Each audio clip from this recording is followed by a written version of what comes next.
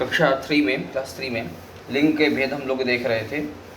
लिंग की पहचान किया, उसके दो भेदों को देखा, पुल्लिंग और स्त्रीलिंग के अंतर्गत किन शब्दों को बोलने से पुल्लिंग और स्त्रीलिंग के जाति का बोध होता है, इस प्रकार से वह शब्द पुल्लिंग और स्त्रीलिंग कहलाएंगे। अब इसी में अंतर्गत अगला क्रम है हमारा पेज नंबर 29 पर 29 पर देखिए, पुल्लिंग और स्त्रीलिंग के शब्दों के कुछ उदाहरण इस प्रकार से यह बता रहे हैं। तो एक चार्ट, एक मैप बना हुआ है जिसमें कुछ शब्द पुल्लिंग और उसके ठीक विपरीतार्थक शब्द यानी स्त्रीलिंगवाची भी लिखे हुए हैं। इस प्रकार से दो मैप हमारे सामने हैं। तो बोलिए पुल्लिंग एवं स्त्रीलिंग के शब्दों के कुछ उदाहरण, जिन शब्दों को बोलने से जो आप अपने आम दिनचर्या में शब्दों का प्रयोग करते हैं, वही उन्हीं शब्दों में से कुछ ऐसे भी शब्द हैं जो पुल्लिंग और स्त्रीलिंग का सामान्य रूप से बोध करा देते हैं, जिनके शब्दों का बोलने से आप पुल्लिंग और स्त्रीलिंग के जाति का ऐसा बोध कर पाएंगे, ऐसा समझ पाएंगे आसानी से। तो देखिए किताब में लिखा हुआ है पुल्लिंगवाची शब्द और उसी के ठीक विपरीत क्रम में लिखा हुआ है स्त्रीलिंगवाची शब्द। पुल्लिंगवाची ऐसे शब्दों का बोध कराए जो पुंस्त्व की व्याख्या करते हैं, पुरुष जाति का बोध कराने वाले शब्द पुल्लिंग और स्त्री जाति का बोध कराने वाले ऐसे शब्द स्त्रीलिंग कहलाएंगे। अगला, तो सबसे पहले कुछ शब्दों को देखते हैं, उन्हीं के माध्यम से हम समझने का प्रयास करेंगे। वह कौन है और इसके विपरीतार्थक शब्द कैसे, यानी कि विलोम कैसे बन जाएंगे स्त्रीत्व में, पुल्लिंग से स्त्रीलिंग में वह बदल कैसे जाते हैं। पहला शब्द आया बकरा, बन गया इसका स्त्रीलिंग में बकरी। एक जानवर विशेष है, गोट, जिसको आप बकरी कहते हैं, बकरा। तो बोले कि बकरा शब्द बोलने से पुरुष बकरे के बारे में बोध होता है, तो इस नाते बन गया शब्द पुल्लिंगवाची। इसका ठीक विपरीत कर दिया तो बन गया बकरी। बकरी क्या है, स्त्रीलिंग जाति का। बकरा कहने से पुल्लिंग बकरे का बोध होता है, बकरी शब्द करने से स्त्रीलिंग बकरी का बोध होता है।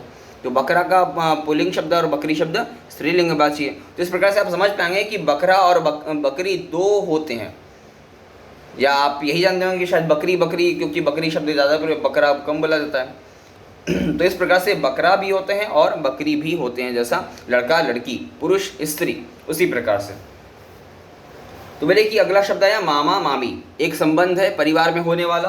तो बोले कि मामा और उसकी ठीक विपरीत शब्द बन गई मामी, यानी मामा की पत्नी क्या हो गई, मामी कहलाएंगी।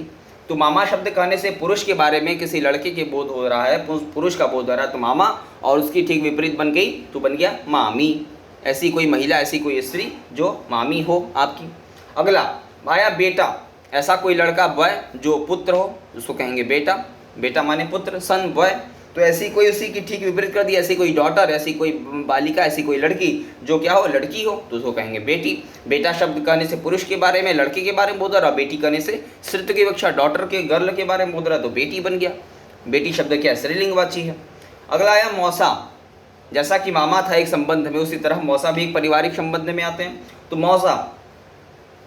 मौसा शब्द कहने से पुरुष के बारे में, पुल्लिंग के बारे में बोध होता है, अतः मौसा शब्द क्या बन गया, पुल्लिंगवाची बन गया। उसी की ठीक, यानी कि मौसा की पत्नी क्या कहलाएंगी, मौसी कहलाएंगी। तो मौसी शब्द कहने से हमें स्त्रीत्व की विवक्षा और ये स्त्रीलिंग के बारे में बोध होता है, अतः शब्द बन गया मौसी। तो मौसी हमें स्त्रीत्व जाति का बोध कराने वाला यह शब्द है। अगला आया उसी क्रम में नाना। नाना कहने से आपके पुरुष का बोध होता है, पुंस्त्व की विवक्षा और ये पुरुष जाति का बोध होता है, तो शब्द बन गया नाना। इसी का ठीक विपरीत विलोम कर देंगे तो बन जाएगा नानी। नाना का विलोम नानी, यानी कि नाना की पत्नी कहलाएंगी नानी। तो इस प्रकार से नानी शब्द क्या बन गया, नानी हमारा स्त्रीलिंग का शब्द बन गया, स्त्रीत्व का विवक्षा करने वाला है, स्त्रीत्व जाति का बोध कराने वाला है। कोई महिला ही नानी कहलाएगी, कोई महिला ही मौसी कहलाएगी, किसी महिला को ही आप मामी कहेंगे। इस प्रकार से मामी, मौसी, नानी, ये शब्द क्या है, स्त्रीलिंगवाची बोध कराने वाले शब्द हैं। अगला यहाँ चाचा, चाचा की पत्नी चाची।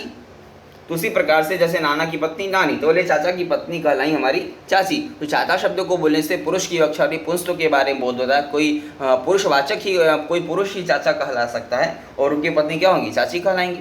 इस प्रकार से चाची शब्द को बोलने से स्त्रीत्व की विवक्षा होती है, अतः चाचा कहने से पुरुष का बोध हुआ, चाची शब्द को कहने स्त्रीत्व की विवक्षा हुई, पुरुष स्त्रीत्व जाति का बोध हुआ, तो चाचा पुल्लिंग बन गया और चाची स्त्रीलिंग शब्द बन गया। अगला है दादा, दादा की पत्नी दादी। दादी शब्दों का स्त्रीत्व की विवक्षा, स्त्रीलिंग का भाव, महिला होने का भाव पता चल रहा है। पुरुष दादा कहने से किसी पुरुष होने का भाव, लड़के होने का भाव, पुरुष जाति का बोध रहता था। दादा शब्द क्या बन गया, दादा शब्द बन गया पुल्लिंगवाची। पुंस्त्व की विवक्षा, दादी शब्द को कहने से स्त्रीलिंग की महिला होने का भाव पता चला है, लड़की होने का, इस नाते दादी शब्द स्त्रीलिंगवाची बन गया। अगला आया लड़का, लड़का का विपरीत लड़की, बॉय का गर्ल, जैसे पुरुष का स्त्री, दादा का दादी। उसी प्रकार से तो लड़का होने से पुरुष का बोध हुआ, लड़की शब्द का होने से स्त्रीत्व की विवक्षा महिला होने का भाव पता चला, तो लड़की शब्द बन गया, स्त्रीलिंग में आ गया अंतर्गत। अगला है पुत्र। पुत्र माने लड़का, जिसी को बॉय आप सन कहते हैं उसी को पुत्र भी कहा जाता है। तो बोले पुत्र माने लड़का, पुरुष होने का भाव पता चलता है। इसका ठीक विपरीत विलोम शब्द बन गया पुत्री। पुत्री शब्द को कहने से महिला विशेष किसी लड़की का, डॉटर का बोध होता है।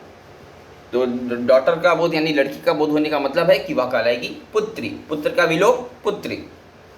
तो पुत्री शब्द स्त्रीलिंग के अंतर्गत आ गया, पुत्र बन गया, पुरुष के अंतर्गत पुल्लिंगवाची बन गया। अगला है मुर्गा। मुर्गा और मुर्गी, तो आप जानते हैं कोई मुर्गा है, मुर्गा पुरुषवाचक है, पुंस्त्व जाति का बोध कराने वाला है, पुल्लिंग शब्द है इसी नाते। इसी का ठीक विपरीत विलोम कर देंगे तो बन जाएगा मुर्गी। मुर्गी अंडे देती है, मैं आपने सुना होगा कि मुर्गा अंडा देता है या मुर्गी अंडे देती है, तो देती है और अंडे तो मुर्गी है, क्योंकि स्त्रीत्व होने का भाव है उसमें, वह स्त्रीवाची है। ठीक है, तो स्त्रीत्व होने के विवक्षा के नाते, स्त्रीत्व का भाव होने के नाते, स्त्रीलिंगवाची होने के कारण, स्त्री होने कारण, स्त्रीलिंग होने के कारण वह मुर्गी शब्द कहलाए। तो मुर्गी बन गया स्त्रीलिंग में और मुर्गा शब्द आ गया पुल्लिंग के अंतर्गत। पुंस्त्व होने का भाव, पुरुष होने का भाव है मुर्गा में। सेवक। सेवक कोई ऐसा व्यक्ति जो सेवा करता हो, सर्वेंट जिसको आप कहते हैं, नौकर इत्यादि। तो बोले कि सेवक, तो सेवक कहने से कोई व्यक्ति सेवक यानी किसी पुरुष, किसी लड़के, किसी बॉय सेवक के बारे में पता चलता हो जो सर्वेंट हो। और उसी का ठीक विपरीत बना दें, कोई ऐसी लड़की, कोई ऐसी सेविका जो महिला हो, महिला काम करने वाली है सेविका, जो मेड हो इत्यादि, तो ये सब क्या कहलाएंगे, सब सेविका के अंतर्गत आएंगी, जो घरों में काम करती हूँ, किसी जगह पर, किसी स्थान पर काम करती हूँ, तो ऐसी सेविकाएं जो सेवा करती हो। ठीक है, तो इस प्रकार से सेवक शब्द पुल्लिंगवाची, उसी का विपरीत बन गया, जो महिला विशेष हो वह कहलाएगी सेविका। सेवा करने वाली ऐसी महिला सेविका कहलाएगी, स्त्री का नाम होगा। अगला शब्द है लेखक। लेखक शब्द को बोले से किसी लिखने वाले, किसी राइटर, पुरुष, जो पुरुष राइटर हो, जो पुरुष लेखक हो, उनके बारे में बोध होता है। और लेखिका, लेखक का बन गया विपरीत विलोम बन गया, स्त्रीलिंग में बनेगा लेखक शब्द का, स्त्रीलिंग में बनेगा लेखिका। तो ऐसी कोई लेखिका, ऐसी कोई महिला विशेष, ऐसी कोई स्त्री जो लिखने का काम करती हो, जो राइटिंग करती हो, जैसा कि पुरुष करते हैं वैसी कोई महिला काम करती हो, तो उसको बोलेंगे लेखिका। अगला शब्द आया अध्यापक का अध्यापिका। ऐसा कोई अध्यापक पुरुष व्यक्ति जो पढ़ाता हो, तो वो बन गया अध्यापक। अध्यापक शब्द क्या पुल्लिंगवाची है। इसी का ठीक विपरीत बना देंगे, विलोम कर देंगे तो बन जाएगा अध्यापिका। अध्यापिका शब्द को बोले से किसी महिला विशेष, जो महिला, जो स्त्री हो, जो महिला हो, वह पढ़ाने का काम करती हो, टीचिंग करती हो, तो उसको कहेंगे अध्यापिका कहेंगे। और कोई पुरुष ये काम करता हो तो उसको अध्यापक कहेंगे। जैसे शिक्षक का शिक्षिका, उसी तरह अध्यापक का अध्यापिका। पुरुष और स्त्री होने का भाव। फिर अगला क्रम आया, आप देख रहे हैं ऊँट का ऊँटनी। ऊँट एक प्रकार का रेगिस्तान में पाए जाने वाला, स्थान में पाए जाने वाला एक प्रकार पशु विशेष। तो ऊँट क्या है पुल्लिंगवाची, उसी का विपरीत बन गया ऊँटनी। ऊँट का ऊँटनी, ऊँटनी कहने से स्त्रीत्व का भाव हो रहा है, स्त्रीलिंग बन गया ऊँटनी। मोर का मोरनी, मोर कहने से किसी पुरुष मोर का बोध होता है, मोरनी कहने से स्त्रीत्ववाची, स्त्रीलिंगवाची मोरनी का बोध होता है, महिला विशेष, महिला होने का भाव है उसमें। हाथी का बन गया हथिनी। हाथी कहने से पुरुष हाथी के बारे में बोध होता है, हथिनी कहने से महिला हाथी का बोध होता है, तो इसी प्रकार से उसको कहा जाएगा हथिनी। तो हाथी और हथिनी, हाथी शब्द पुल्लिंगवाची, हथिनी शब्द स्त्रीलिंगवाची। इधर पुरुष होने का भाव है हाथी में, और हथिनी में महिला होने का, स्त्रीत्व की विवक्षा है, स्त्रीत्व का बोध हो रहा है, इस नाते हथिनी बन गया। कुत्ता डॉग, उसी का स्त्रीलिंग बन जाएगा कुतिया। तो कुत्ता कहने से किसी पुरुष के बारे में, और कुतिया कहने से स्त्रीत्व का भाव, महिला होने का भाव पता चला, तो उसमें बन गया स्त्रीलिंगवाची शब्द। अगला आया बंदर। बंदर कहने से मंकी, जिसको आप कहते हैं पशु विशेष, सारे पशुओं के नाम आ रहे हैं। तो बोले कि बंदर कहने से पुरुष बंदर के बारे में होता है, तो बंदर विशेष यानी मंकी विशेष, जो पुरुष का भाव हो जिस बंदर में, वह कहलाएगा बंदर, पुरुषवाचक। उसी का ठीक विपरीत बना देंगे तो बन जाएगा बंदरिया, यानी कि महिला विशेष, ऐसी जो महिला होने का भाव है, जिस बंदर में महिला होने का भाव है, वह कहलाएगी बंदरिया। तो पुरुष, स्त्री, महिला, इस प्रकार से महिला होने का भाव है बंदरिया। अगला आया शब्द हमारा चूहा, चूहिया। चूहा एक प्रकार का पुरुष विशेष जो जानवर है, जो चूहा कहलाता है, रेट। तो चूहा शब्द कहने से पुरुष जाति का पुंस्त्व होने का भाव है, तो इस नाते चूहा, जिस जानवर में चूहा के ही अंतर्गत आता, लेकिन वह उसमें स्त्रीत्व की विवक्षा है, महिला होने का भाव है, तो वह कहलाएगा चूहिया। स्त्रीलिंग के अंतर्गत वह शब्द आ गया। अगला है पुजारी और पुजारी। ऐसा कोई अर्चक, ऐसा कोई जो पादरी हो या पूजा करता हो, ठीक है, तो जो व्यक्ति हो, जो पुरुष हो, वह कहेगा पुजारी। ऐसा पूजा करने वाला अर्चक जो मंदिरों में देखते होंगे आप। अगला शब्द उसी का विपरीत बन जाएगा, ऐसी कोई महिला विशेष जो ऐसा काम करती हो तो उसको कहेंगे पुजारिन। जैसे कि राधा थी कृष्ण की पुजारिन थी, मीरा थी कृष्ण की पुजारिन थी, तो वो अपने मन में, अपने मन मस्तिष्क से क्या करती थी, कृष्ण को ही पूजती थी, उन्हें ही प्राप्त करना चाहती थी। तो वह महिला विशेष थी, मीरा थी, राधा थी, तो इस प्रकार से वो क्या थी, उस प्रकार से वह महिला विशेष थी, इस नाते पुजारिन थी। राधा पुजारिन है कृष्ण के लिए, मीरा पुजारिन है कृष्ण के लिए, तो इस प्रकार से पुजारिन शब्द का प्रयोग किया। तो पुजारी कोई ऐसा व्यक्ति और पुजारिन माने कोई महिला विशेष पूजा करने वाली, इस प्रकार से। अगला शब्द है ग्वाला, बन गया ग्वालिन। ग्वाला जो दूध का व्यापार करता हो, जो व्यक्ति दूध से ही अपना उद्योग करता हो, दूध बेचने का काम करता हो, उसको आप कहते हैं ग्वाला। तो ग्वाला पुरुष विशेष, उसी का विलोम बन गया ग्वालिन। ग्वालिन करने से आपको क्या कहते हैं, स्त्रीत्व क्या विवक्षा हो रही है, महिला होने का भाव पता चल रहा है। इस प्रकार से ग्वालिन शब्द क्या बन गया, स्त्रीलिंगवाची बन गया, महिला होने का भाव चला, महिला के बारे में जाना जाएगा ग्वालिन। ऐसा कोई महिला विशेष जो इस काम को करती हो, दूध बेचने का काम करती हो, दूध का व्यापार करती हो, दूध का उद्योग करती हो, तो वह क्या कहलाएंगी, वो ग्वालिन कहलाएंगी। या ग्वाला की पत्नी को भी आप ग्वालिन कह सकते हैं। ठीक, अगला अब इसी में शब्द आया धोबी। धोबी जो कपड़े धोने का या कपड़े प्रेस आयरन इत्यादि करने का, जिनका शॉप हो, जिनका ऐसा दुकान हो, जिनका यह व्यापार हो, उसको आपको कहेंगे धोबी। ऐसा पुरुष विशेष, यही काम कोई अगर स्त्री करती हो तो उसको आप कहेंगे धोबिन। महिला विशेष करने वाला तो स्त्रीलिंग में बन गया धोबिन और पुरुष पुल्लिंग में बन गया धोबी। अगला शब्द है नौकर, नौकरानी। वही सेवक सेविका के अंतर्गत ही उसी के समान कहा जाएगा नौकर और नौकरानी। तो नौकर करने से पुरुष के बारे में पुंसत्व का भाव पता चल रहा है, तो नौकर। और यही कोई काम कोई महिला कोई स्त्री करती हो तो उसको कहेंगे नौकरानी। महिला होने का स्त्रीत्व की विवक्षा तो नौकरानी। अगला शब्द है इसमें सेठ का सेठनी। ऐसा कोई उद्योगपति हो जिसको आप सेठ कहते हैं, पुरुष हो। ऐसी कोई महिला विशेष हो जो उद्योगपति हो, वो भी तो उद्योग करती हो, धनाढ्य हो, तो उसको आप कहेंगे सेठानी। या फिर सेठ की पत्नी को भी सेठानी कहा जाएगा। तो इधर पुरुष होने का भाव, उधर महिला होने का भाव, स्त्रीत्व की विवक्षा हो रही है। इस प्रकार से पुल्लिंग और स्त्रीलिंग में शब्द परिवर्तित हो रहे हैं।